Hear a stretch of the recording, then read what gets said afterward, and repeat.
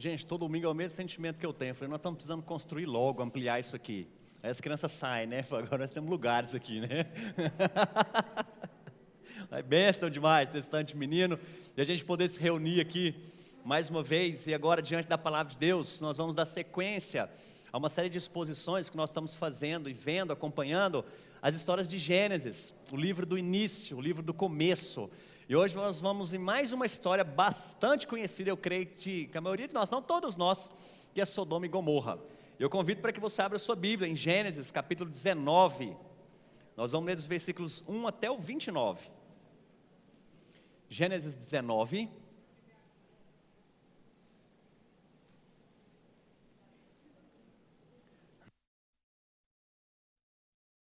Gênesis 19, a partir do versículo 1.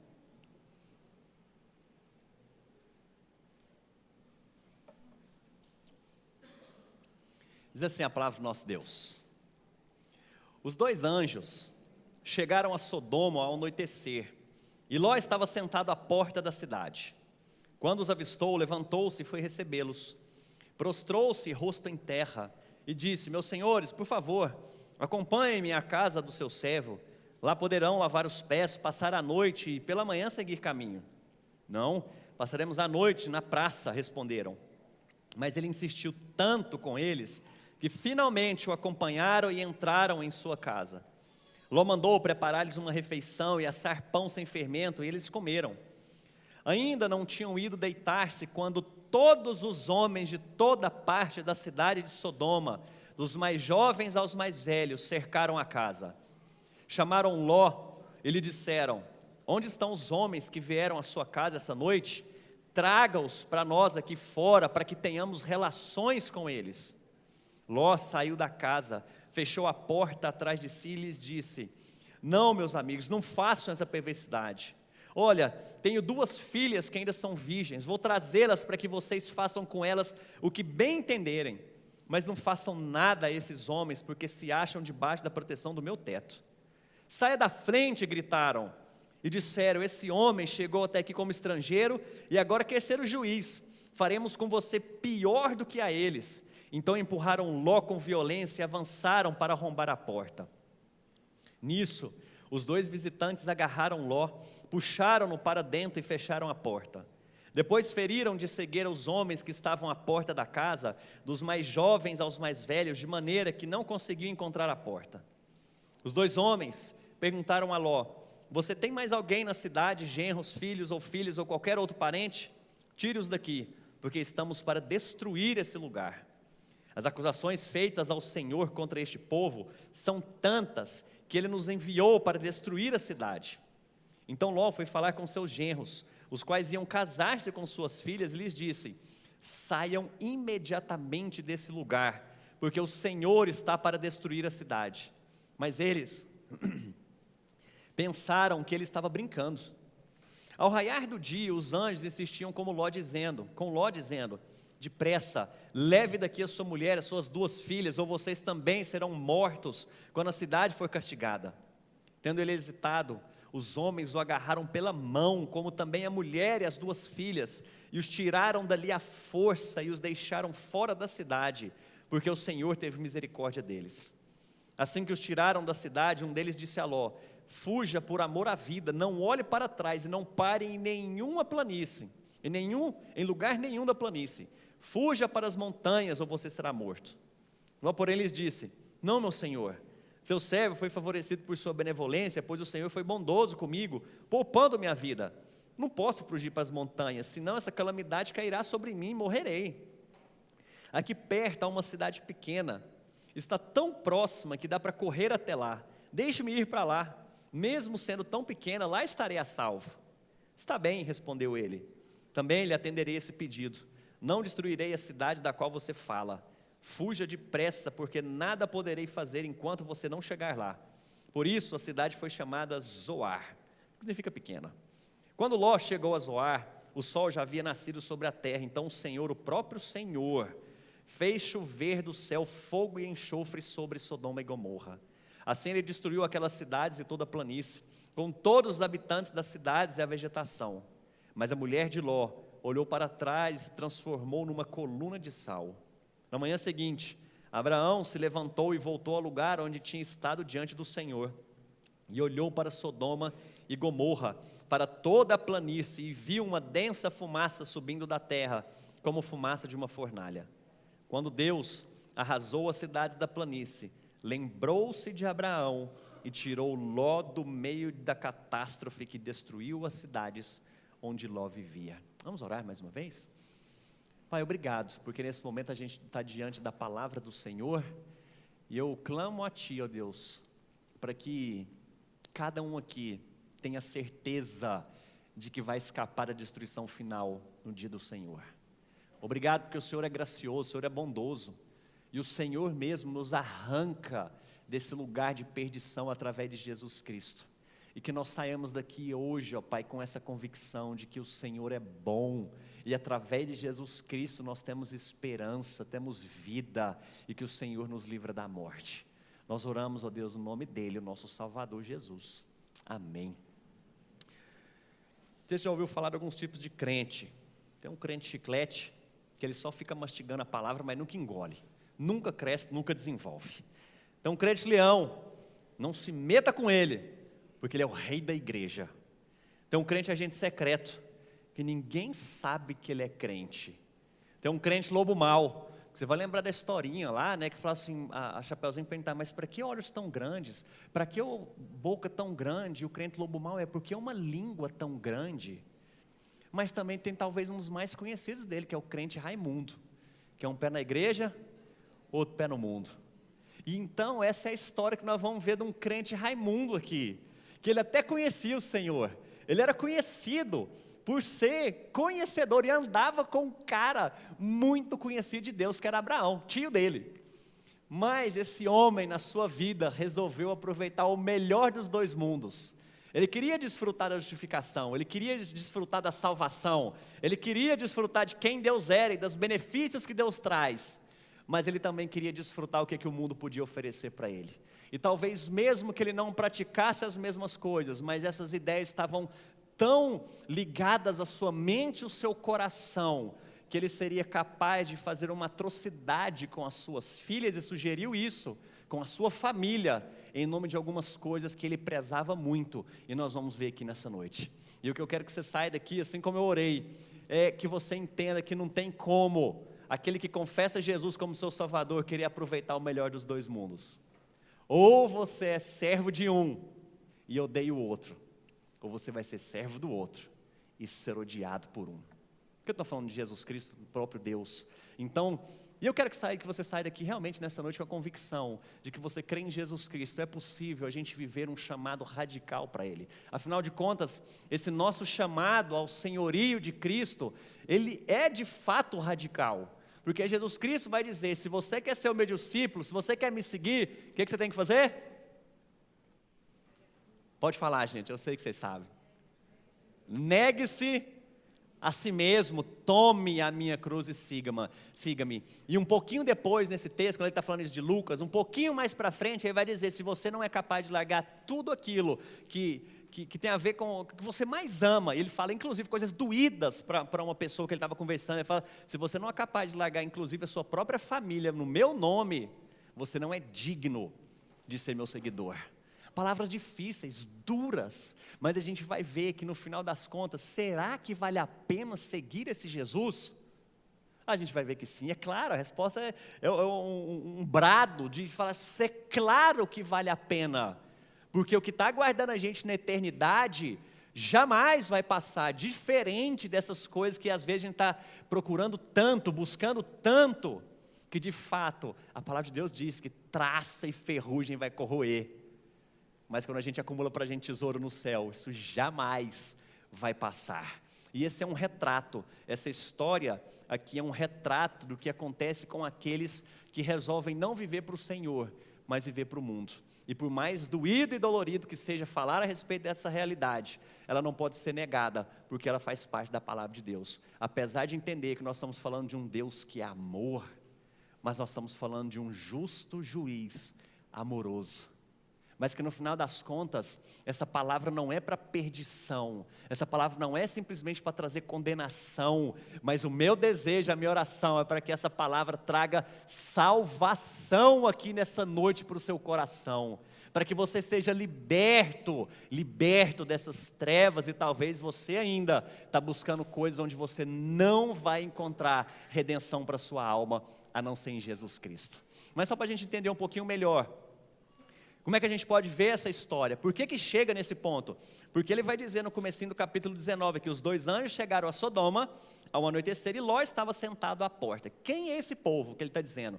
E os capítulos anteriores nos ajudam a perceber. Abraão, aí ele foi feita uma promessa, diz assim, Deus chega para ele e diz, quando ele está fazendo uma aliança com Abraão, ele fala, sai da tua terra, dos seus parentes, sai da sua casa e vai para um lugar que eu vou te mostrar. E Abraão creu nessa promessa. Abraão creu que Deus de fato o levaria. Ele sai e leva um dos seus sobrinhos, que é Ló.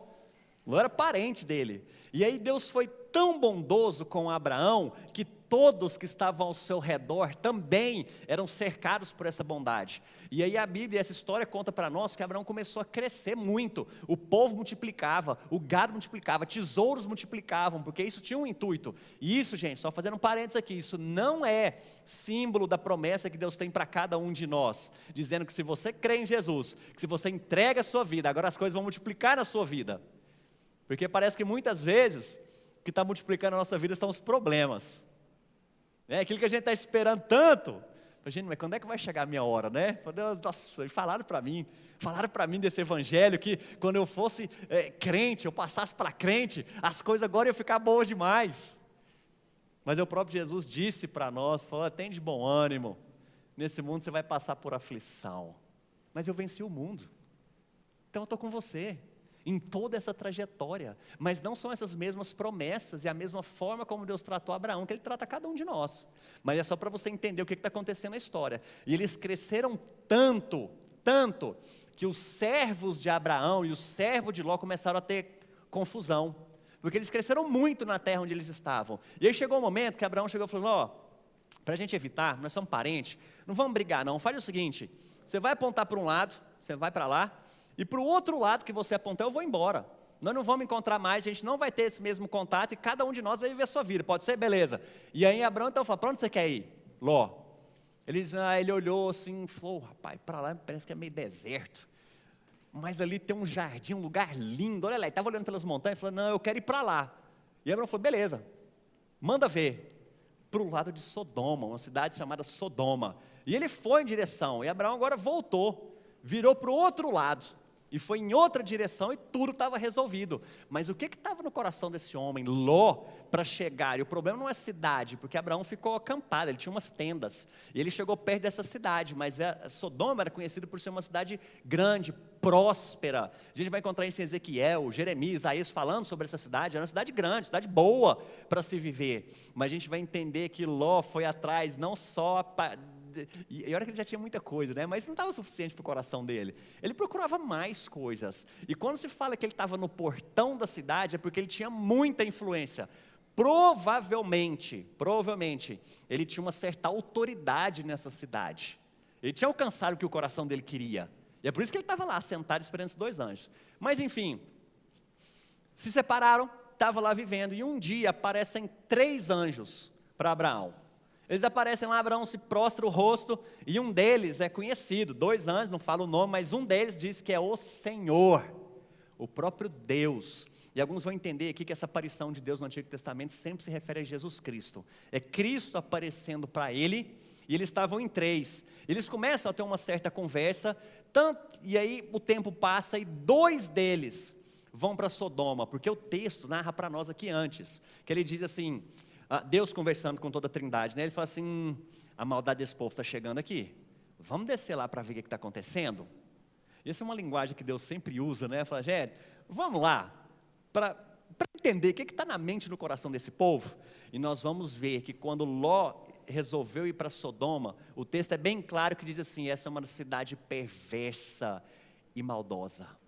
O pecado deles, na mesma proporção que crescia a riqueza de Abraão, de Ló, crescia a maldade dessa cidade chamada Sodoma. E não é à toa que vem um termo aí meio esquisito no nosso meio, chamado sodomia, porque tem a ver com esses pecados que eram praticados nessa cidade, que apesar de ter fartura, desenvolvimento, mas vivia disso para si mesmo, para satisfação daquelas coisas mais obscuras que tinha no coração e na alma daquelas pessoas. Então, diante disso, parecem 3 anos, está todo mundo comigo aqui, gente? Eu estou falando um monte de história, né, contando aqui, eu quero que você entenda. Ló e Abraão se separam, aparecem 3 anjos lá para Abraão, 2 deles vão para Sodoma, e um deles, que é o Senhor, fica lá com Abraão, certo? Deus está lá, provavelmente o Deus Filho, está com Abraão, e esses 2 vão para Sodoma. E aí chega esse momento aqui, em que eles estão entrando na cidade, quem está lá na porta da cidade, na entrada? Ló. Ele falou, gente, vamos lá para casa. Eu falo, vou nada, vou para a praça. Como se eles não soubessem o que estava acontecendo, né? E fala que depois de muita insistência, eles resolveram ir para casa lá. E o que aconteceu? Chega gente de tudo quanto é canto da cidade. E aí que talvez uma palavra mais amena que ele diz aqui, né? E esses homens, vendo outros homens lá dentro da tenda, da casa de Ló, falaram assim, ó Ló, traz esses 2 estrangeiros aqui. E aqui o termo diz assim, para a gente ter relações. Mas talvez de forma mais literal para que a gente abuse desses homens, para você entender qual era a maldade, onde havia chegado a maldade dessa cidade, por que o Senhor estava ali visitando esse povo. Você vai lembrar que histórias anteriores, a gente já contou e nós vimos aqui, que a maldade de um povo se chegou diante de Deus, e Deus falou assim, vamos descer lá para ver? E Deus desceu, aí ele viu um cara que era justo e reto diante do Senhor, ele fala assim, constrói uma arca, porque por causa desse pecado, eu vou destruir esse povo. E o povo não aprende com essas histórias, e de novo o Senhor está chegando nessa cidade, essa maldade se multiplicando, e agora Deus vai ter que destruir um povo de novo, por causa dos pecados, por causa desse pecado desse povo. Mas, a gente vai entender aqui que quando o crente resolve viver em conformidade com esse mundo corrupto,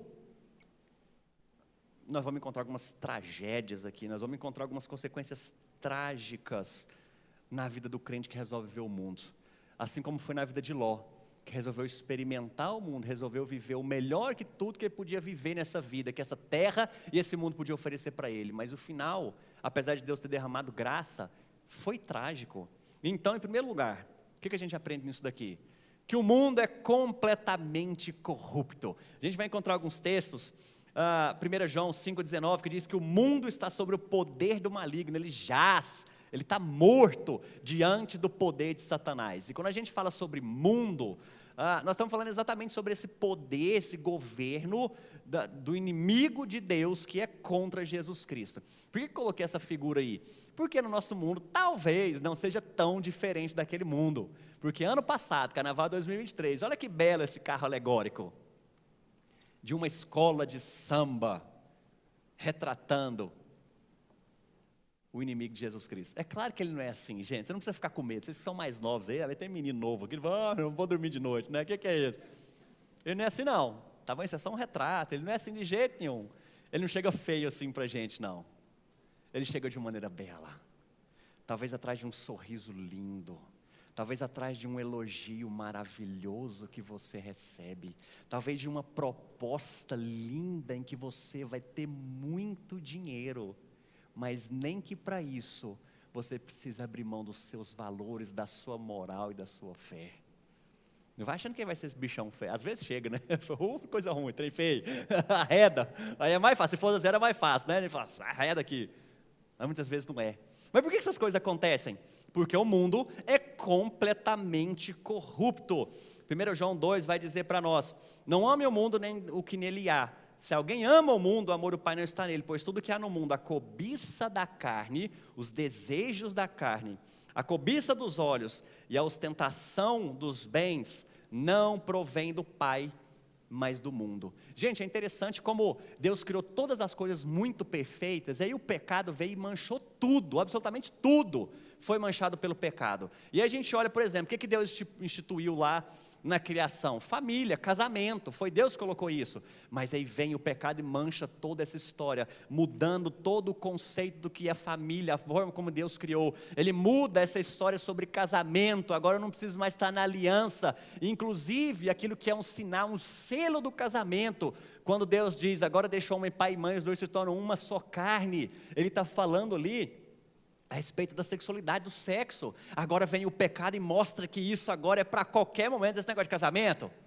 Como é que história é essa? A gente tem que aproveitar esse mundo, afinal de contas, isso é tão maravilhoso. E esse mundo, gente, até o que é estético, aquilo que era belo, o pecado consegue corromper. Até aquilo que era arte, vamos pegar a história da arte, às vezes você conhece bastante sobre isso aí, né? Tem gente com muito mais propriedade para falar sobre a história da arte, tanto que era lindo, as esculturas, as pinturas. Aí hoje o que é arte? Belo, exposição, Museu de São Paulo. Isso já tem um tempinho, né? Mas eu sempre lembro dessa, um homem nu deitado no chão, com crianças ao redor admirando. Isso é arte para os nossos dias.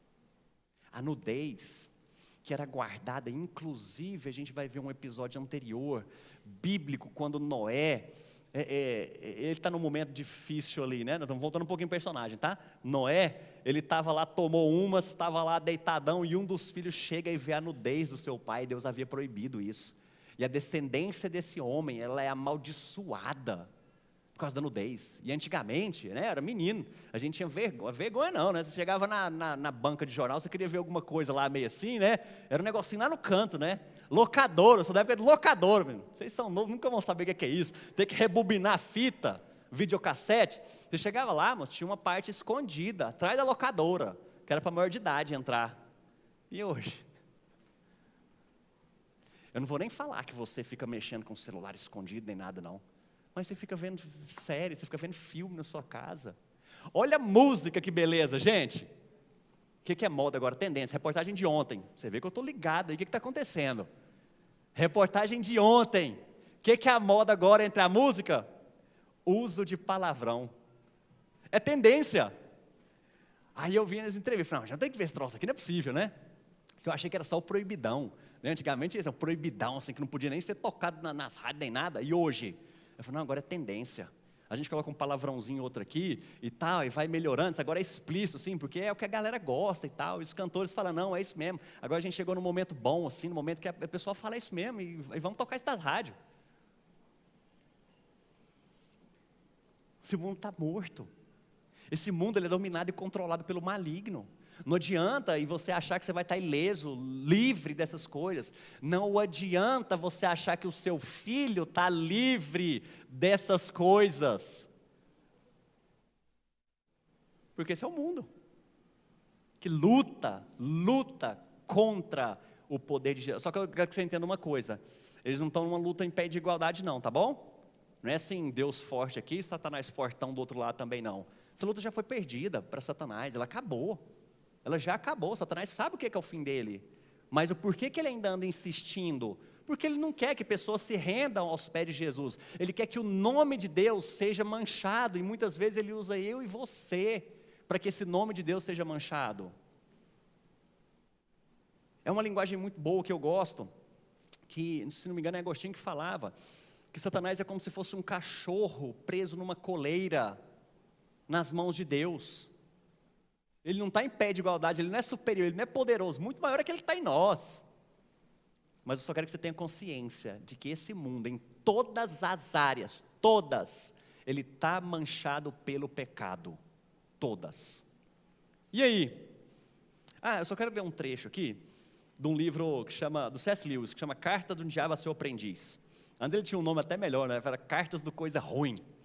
E aí ele tem um texto aqui, só para você entender, ele vai falar sobre inimigo, e o inimigo é como se fosse o diabo ensinando o seu aprendiz, tá bom? Como que ele manipula crente, como que ele mexe com a cabeça do crente. E aí o inimigo, quando eu leio aqui, é o diabo falando de Deus, que é o seu inimigo.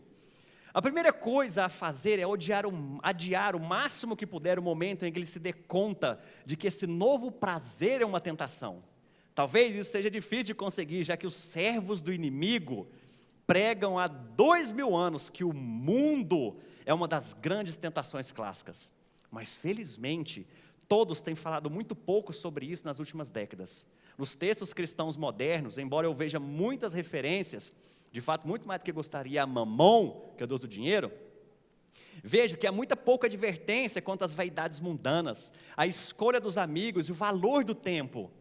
Tudo isso, seu paciente certamente classificaria como puritanismo. E permita-me fazer um comentário a respeito.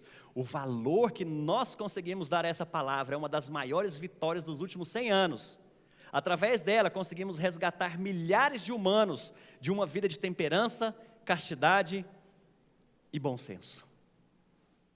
Dizendo, assim, você não quer ser considerado como um puritano, porque lá onde você está no seu trabalho, na sua faculdade, se você fala que é crente, se você fala que está se purificando, que você se guarda, que você não faz coisa errada, eu falei, lá vem um crentinho, olha o puritanozinho aí. Ele falou, não, então eu não quero ser assim, eu não quero, né? Eu contei para vocês uma história, domingo passado, um colarzinho especial que eu andava. Se você não estava aqui, você vai assistir lá, tá bom? Para dar um ibope para nós lá no YouTube. Eu te contei como é que eu queria parecer com esse povo do mundo. Não vou deixar curioso, não. Eu usava um colarzinho assim, que ele tinha é como se fosse uma folha de maconha. Crente, na faculdade. Eu queria ser descolado. Ai, gente. Ainda bem que eu era novo e aprendi, né? Mas é porque você aprende isso também. Porque às vezes você está querendo se parecer com o mundo. Fala, não quero ser esse negócio crente chato. E você já se conformou, você tomou a forma desse mundo. Porque ele é assim. E lembra, ele não vai parecer feio daquele jeito lá não. Às vezes ele vai mudar um conceito na sua vida. Uma palavra que eu amo, que fala ressignificar. Ele vai ressignificar um conceito na sua vida. Para que você se adeque a isso. Ele não vai parecer feiozão ali não. Mas é porque você fica atento. Você fica alerta. A quem é o mundo.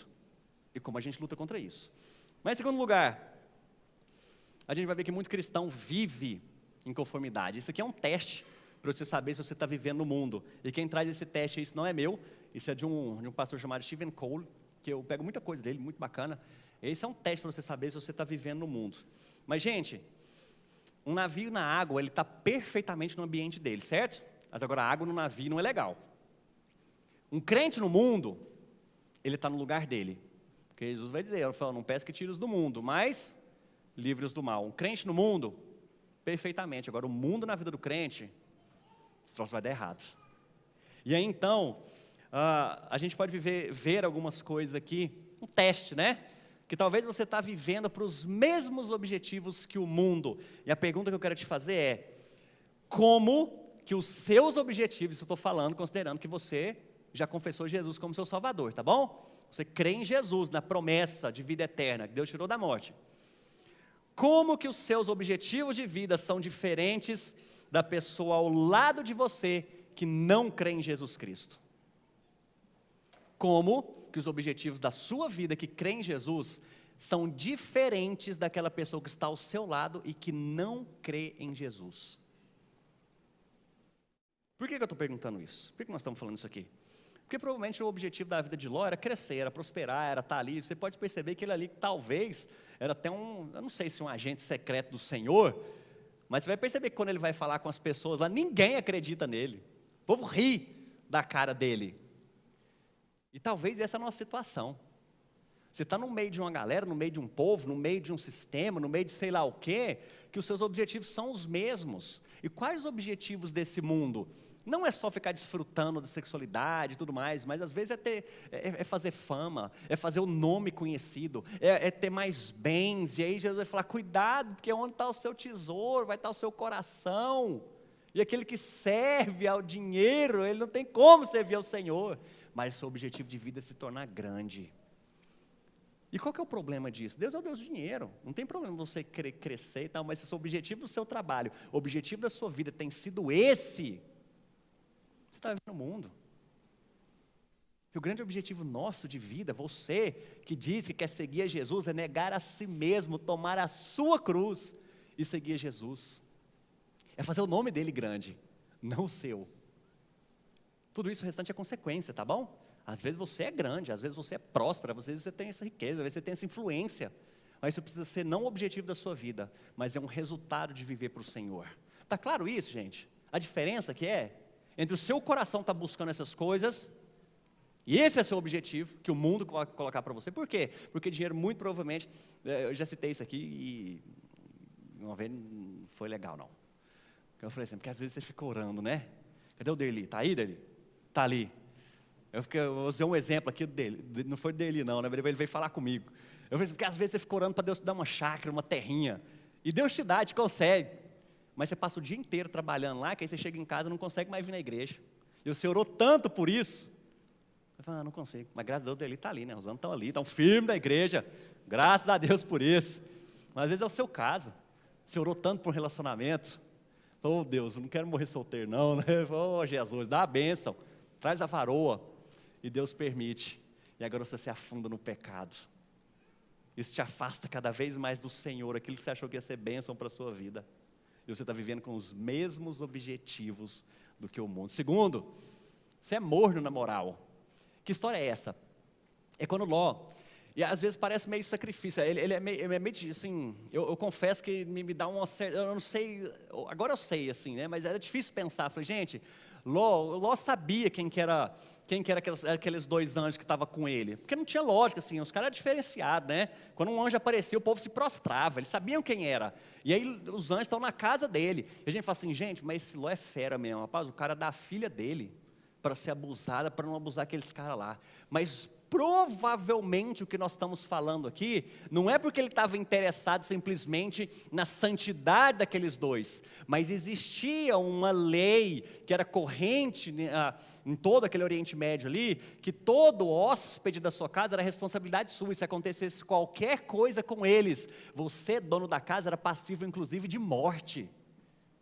É por isso que ele está provavelmente oferecendo as suas filhas, que ele falou, eu prefiro que aconteça com elas, e olha que essas mulheres são noivas, eram noivas, eu prefiro que aconteça com elas do que...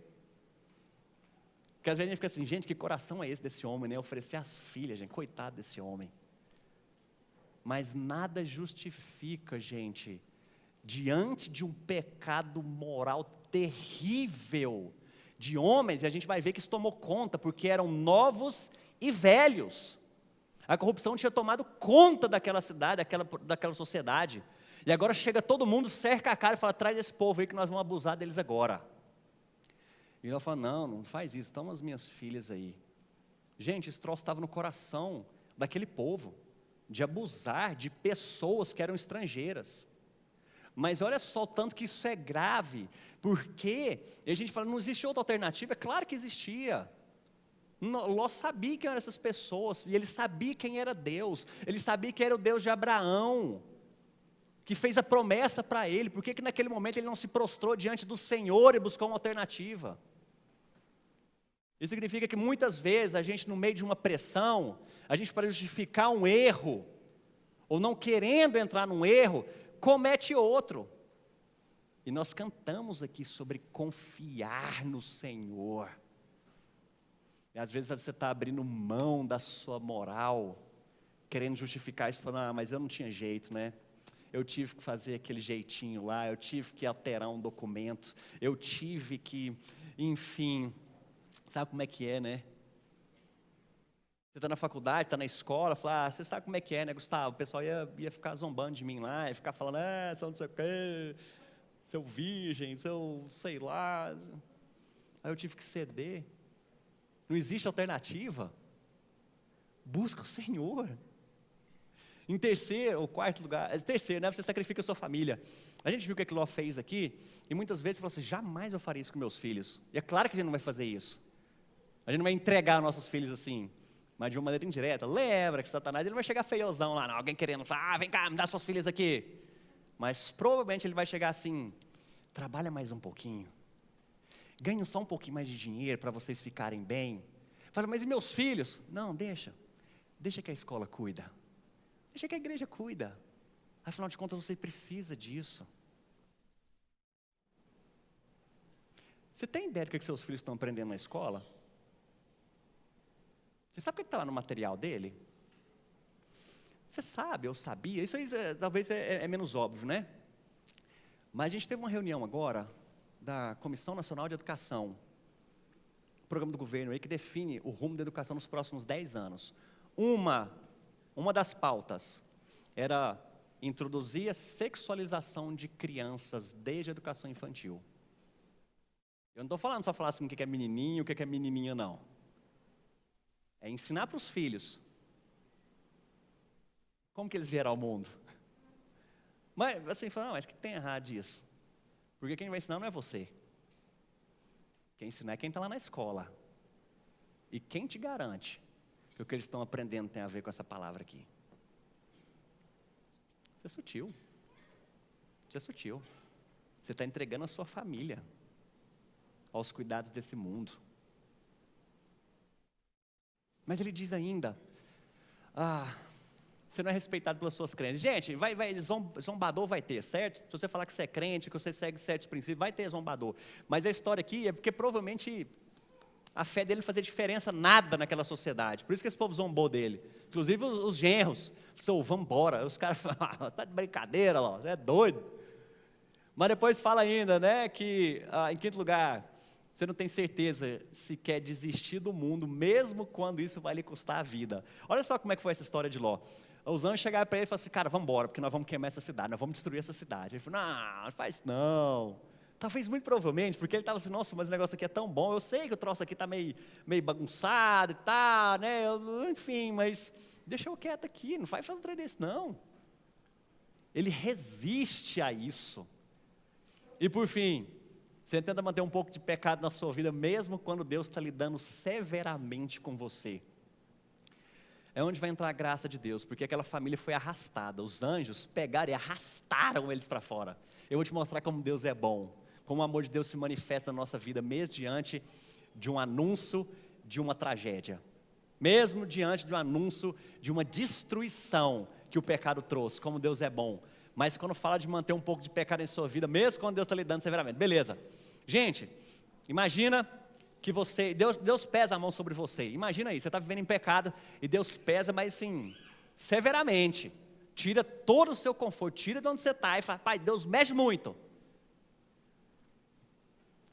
Talvez, o que você espera que vai acontecer depois com sua vida com Deus? Eu falei, não, agora eu vou tomar jeito. Eu vi que eu estava errado mesmo. Não sei, deixa eu pensar uma história aqui. Vamos supor que você é pego num flagra, num pecado que você cometeu. Certo? E chegou para nós aqui do conselho, você foi lá, ficou constrangido e tal, falou, rapaz, eu não podia ter feito isso. Você ficou envergonhadaço assim, falou, poxa, não sei agora meu nome, esse trem está ruim demais. Eu falei, não, e daqui para frente, como é que nós vamos lidar? O que você acha que é esperado da sua vida? Com Deus? Eu falei, agora eu vou tomar rumo, agora eu vou tomar jeito. Aí Ló passou por uma destruição dessa, vendo fogo caindo do céu. Aí ele vai para uma cidadezinha. Sabe o que ele faz lá? É o contexto logo depois disso aqui. Ele se embriaga, fica bebaço, e as filhas dele aproveitam isso e se deitam com ele. Onde que elas aprenderam isso? Onde vocês acham que essa menina aprendeu isso? Uma perversidade desse tamanho. E gente, por fim, o mundo cobra um preço terrível para aqueles que vivem nele. Lucas 17, 28, 33 diz, aconteceu a mesma coisa nos dias de Ló. O povo estava comendo e bebendo, comprando e vendendo, plantando e construindo. Você vê, vida normal. Mas no dia em que Ló saiu de Sodoma, choveu fogo e enxofre do céu e destruiu a todos. Acontecerá exatamente assim no dia em que o Filho do Homem foi revelado. Naquele dia, quem estiver no telhado de sua casa, não deve descer. Está errado ali, não deve descer para apanhar os seus bens dentro de casa. Semelhantemente, quem estiver no campo não deve voltar atrás por coisa nenhuma. Lembre-se da mulher de Ló. Quem tentar conservar a sua vida, a perderá. E quem perder a sua vida, a preservará. Essa é a loucura que nós vemos aqui agora. Não é como assim alguém que perder a sua vida vai conservar. Porque às vezes você está pensando aí, não, essa vida é minha. Eu quero viver da minha maneira. E eu estou vivendo, a coisa está caminhando bem, está tudo certo, eu estou aproveitando e vivendo essas loucuras desse mundo aqui, estou vivendo é para mim, você está falando essas coisas aí, mas não acredito nisso. O fato de você não acreditar, não muda quem Deus é. E não muda as promessas que Ele faz de um fim trágico para aqueles que estarão longe do Senhor Jesus Cristo. Mas, qual que é a conclusão que a gente chega?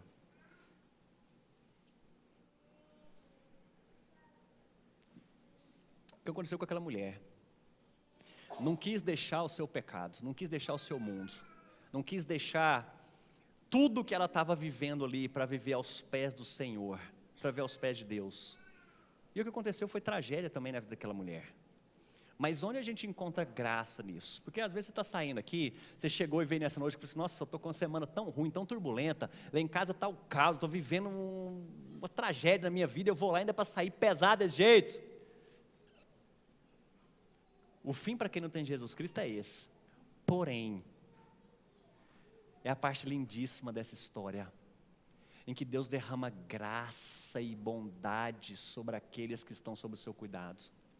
Porque Ló e a sua família eles não queriam sair não, mas o texto diz que aqueles anjos arrastaram aquelas pessoas para fora.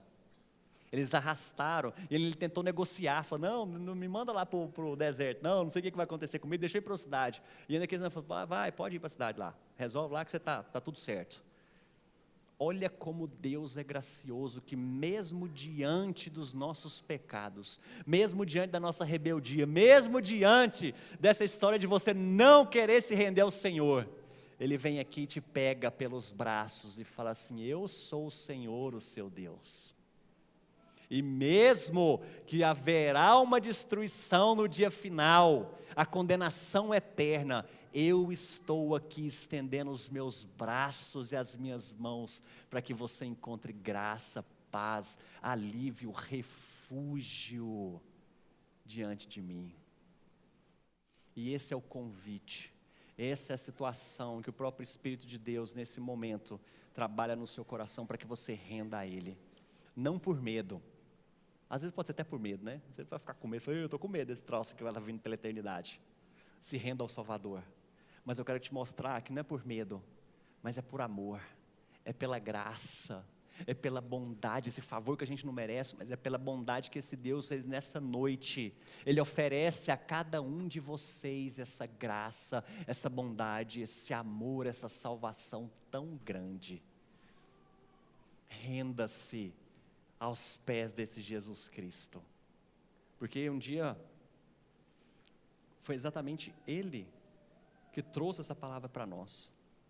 Ele que disse, no dia em que eu voltar vai ter destruição, mas aqueles que estiverem sobre o meu sangue, vocês vão passar a eternidade juntos comigo. Não num lugar onde mais haverá dores, tristeza, mas pelo contrário, onde toda lágrima será enxugada, onde toda dor vai passar.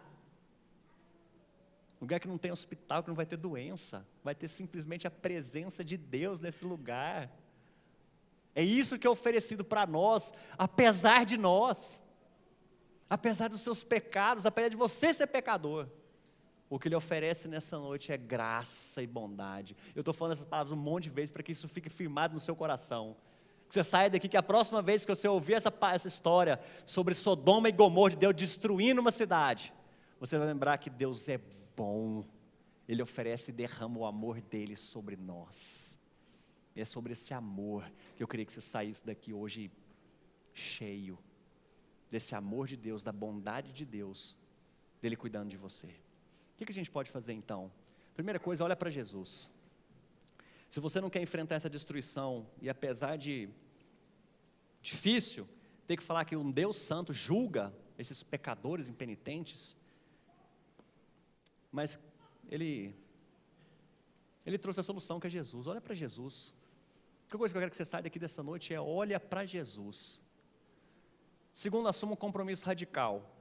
Se você já crê em Jesus, Romanos 12 vai falar, não toma a forma desse mundo não vos conformeis com esse mundo, com esse século, mas transformai-vos pela renovação da vossa mente, para que você experimente a boa, perfeita e agradável vontade de Deus.